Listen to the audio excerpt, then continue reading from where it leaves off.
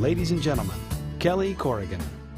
So the book really came about because I had this flawed assumption that life was linear.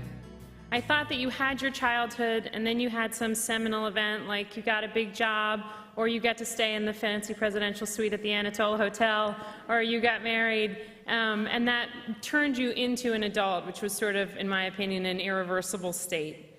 And that's sort of where I thought I was. I was 36 years old. I had moved all the way from Philadelphia to California.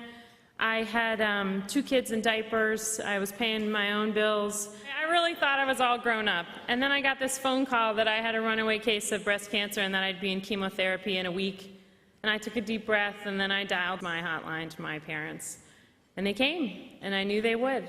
I knew they would because they always had, and I knew they would because I was a mother now. It was so obvious to me that if Georgia were to call me 25 years from now and tell me that she had cancer, I'd just walk right across the country in bare feet to lay my hands on her. And rather than having this experience turn me into an adult overnight, it sort of had the reverse effect, where I felt like I was living like a child again, and I was spending a lot of time in my pajamas, and I was eating cookies for breakfast, and I was getting presents for no reason at all, which is the sure sign of childhood. And all in all, it was going pretty well. I had a 7-centimeter by 5-centimeter tumor that was really responding well to the chemotherapy. And then after my 7th round, my mom called and said, "I don't know how to tell you this, but your father had some blood in his urine, and he had a test, and he's got bladder cancer." And I thought, oh, this is adulthood. This is the first adult moment of my life.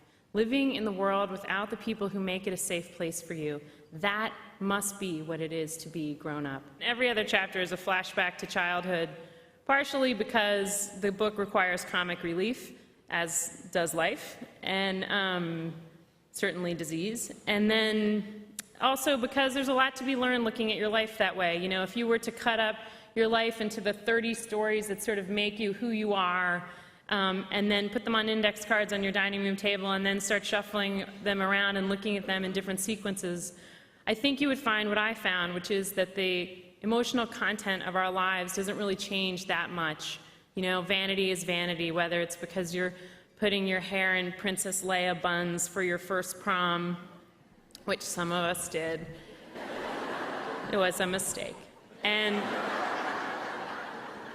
my mom tried to tell me. Or whether it's because your hair is falling out in clumps around you, the feeling of vanity is the same. My dad is on his way to Oakland, probably clad in his Radnor lacrosse sweats.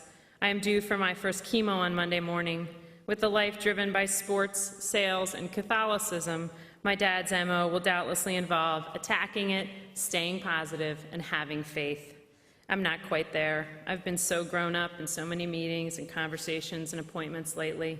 Such a big girl, such a good girl. With my dad in the house, I am someone's child again. Just thinking about how good it's going to be to have him around makes me well up. By the time I spot him on the curb at the airport, I am trembling.